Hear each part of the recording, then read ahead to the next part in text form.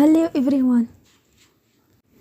Today we talk about how to fix the app of Telegram.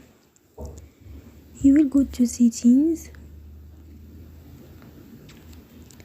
Then we click on apps.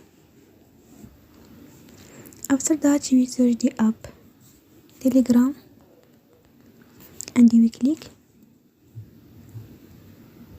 Then you will on for stop. After that you will go to storage.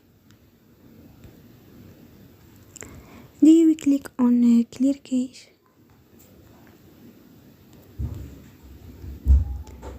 Then in the end you will turn off your Wi-Fi and you will turn again.